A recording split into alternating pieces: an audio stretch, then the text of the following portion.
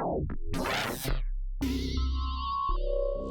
right, another effect that modulates the pitch is the chorus. So now here I have an interesting model. I think this is a free plugin. This emulates the chorus unit of a Juno 60, which is a Roland synthesizer. There's only a couple of buttons here. You can combine them. They have different sounds. So the chorus name comes from, the ensemble of people. The idea is that when people sing together in unison, they never exactly sing in unison. They always are close to each other in pitch, but never perfectly exactly in pitch. And that creates that sense of the chorus, the choir. And that's where the name came from.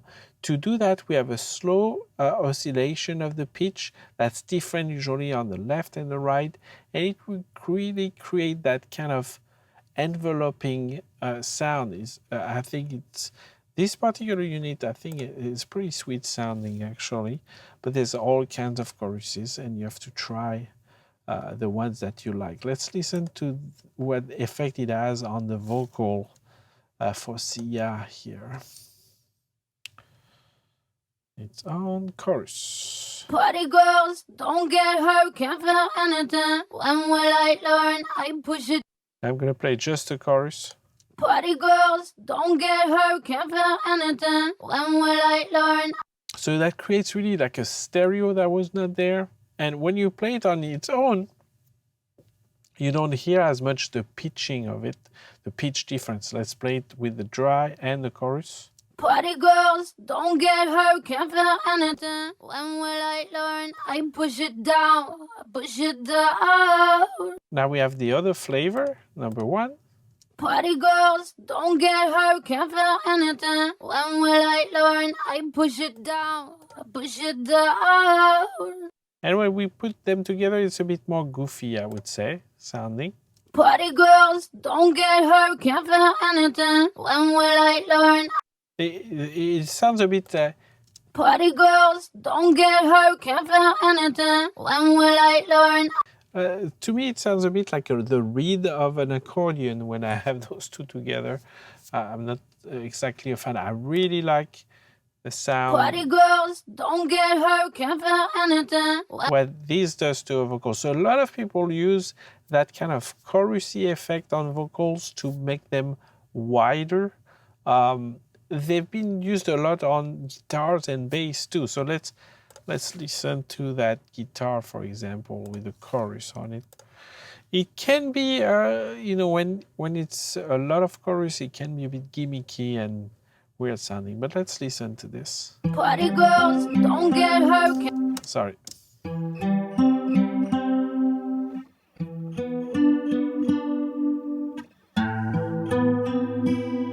So if you don't like the flavor, try this one.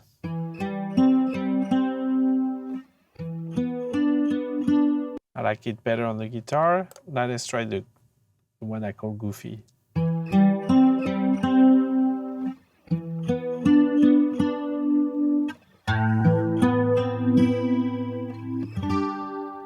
I'm sure you've heard guitars that sounded a bit like this. So here, depending on the level, if it's added with taste,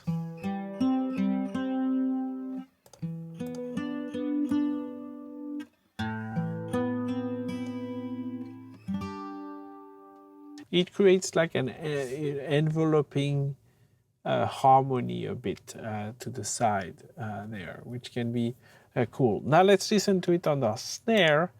It's kind of interesting, I think, sometimes a chorus on the snare because it kind of creates some stereo that's not necessarily there on your, especially on your closed microphones like this.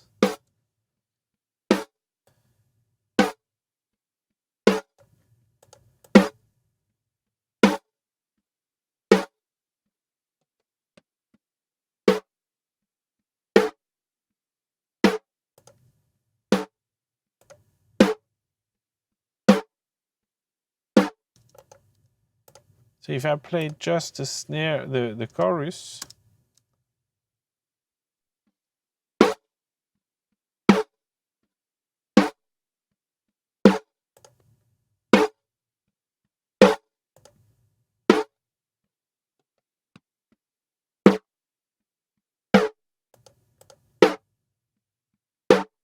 it can be an interesting effect to create like a stereo image of something that was not necessarily stereo. So that's something I like about those choruses.